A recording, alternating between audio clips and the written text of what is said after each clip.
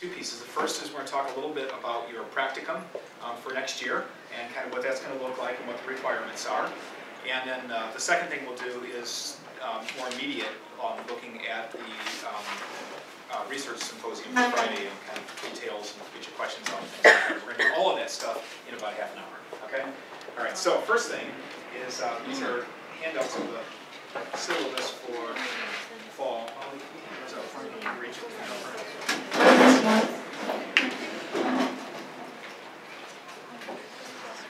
We wanted today to give you a glimpse as to what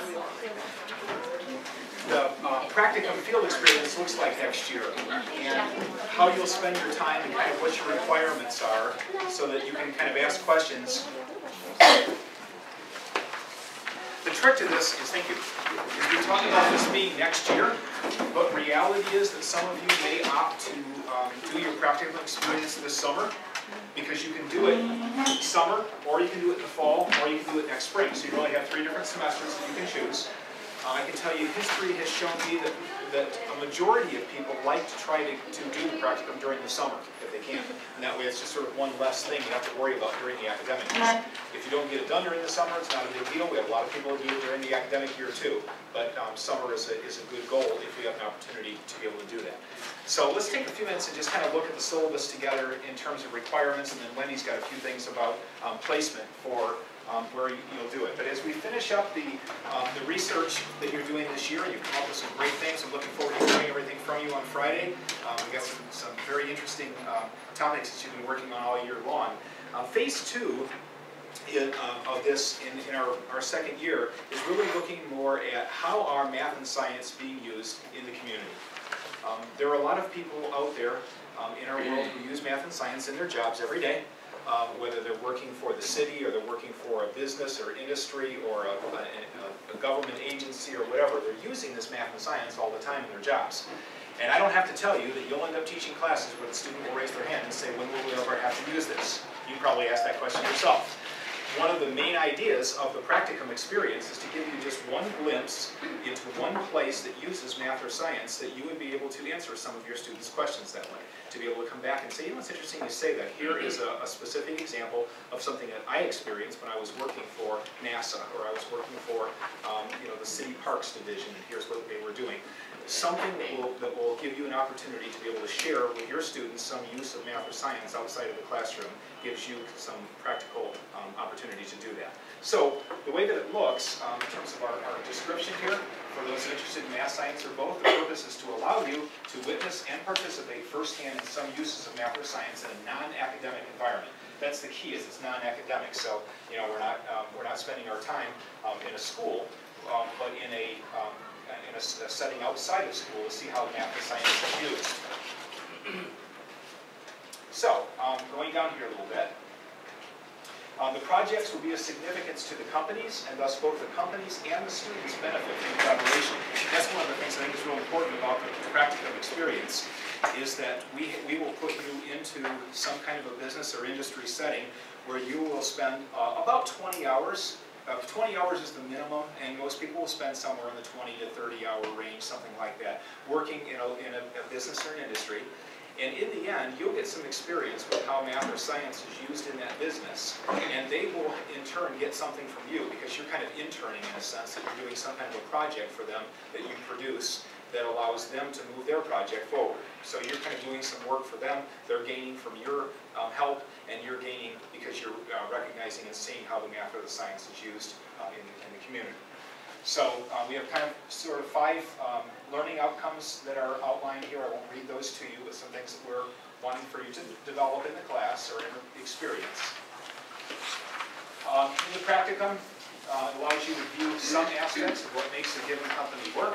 And in addition to the hours that you spend at the assigned company, you attend up to, actually it's going to be up to 4, I think there's a typo that didn't change, face-to-face meetings during which you will present a summary of your project. So there's kind of 5 different pieces to the project once you have done your field work.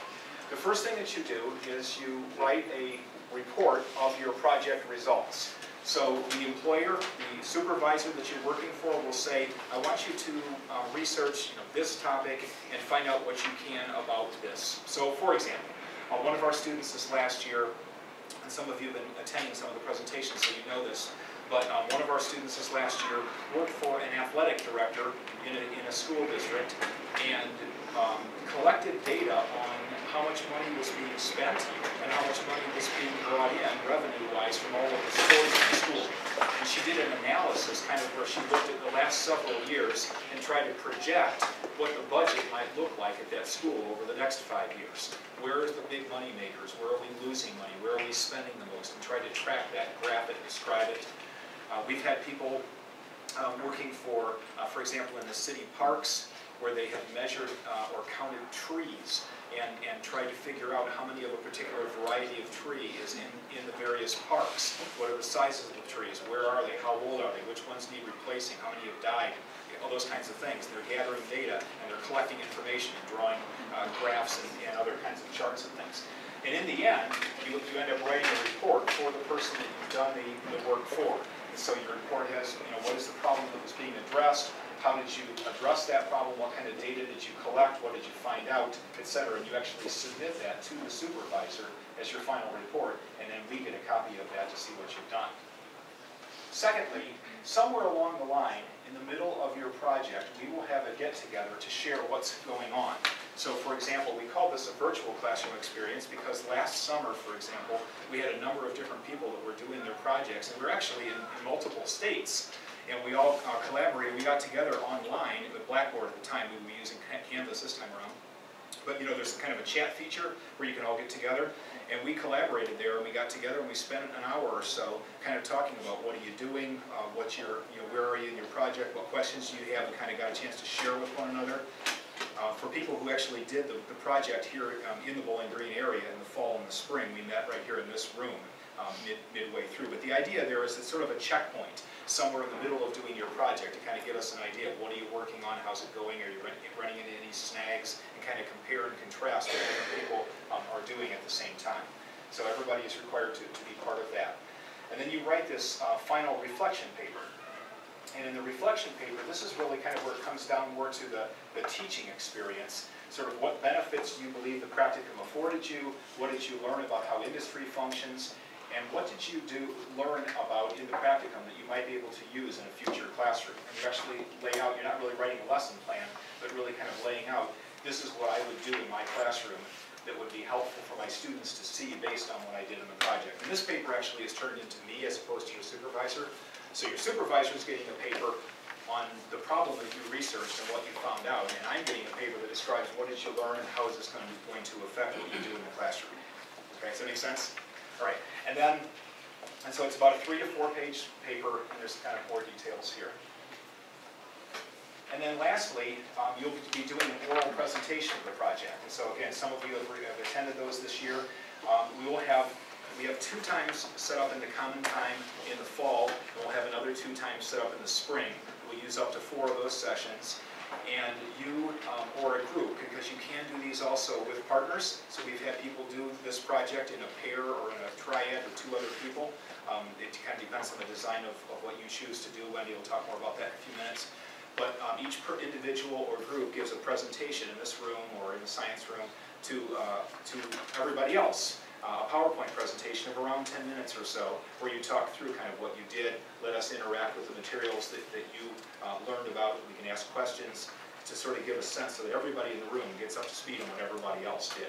Okay? There'll be a new requirement next year. It was not a requirement for you this year, but it will be next year, that Cohort 5, who I think is just about complete, we have, I believe, 25 signed on as of today. Cohort 5 will be required to come to at least one of the 4 evenings that you're doing presenting, so that we can ensure that everybody in the cohort at least sees some subset of you doing their presentations. So we're kind of adding that to their experience for next year. But anyway, you're going to give a presentation then to the rest of our class. It consists of a PowerPoint and sort of getting us interacting with you, not just lecturing us about a project.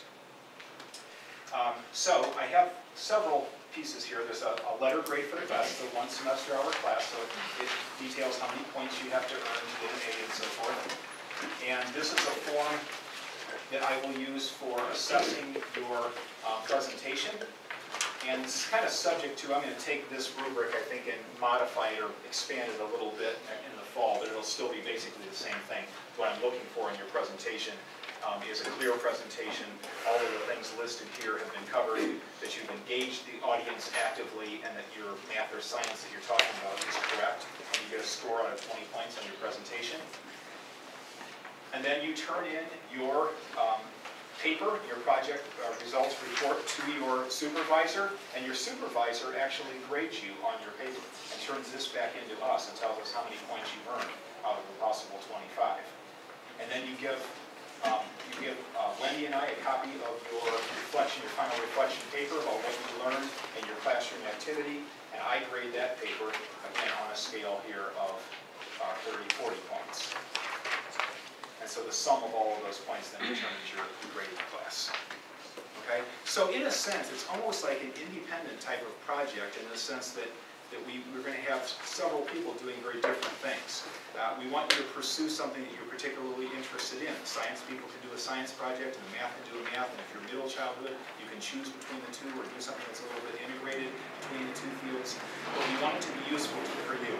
This is not designed to be just a hoop to jump through or a step to get through. It really is supposed to be an opportunity for you to say, you know what, I've always wondered how they use math in this kind of a setting, and I would like to actually work with a statistician that collects data and does that.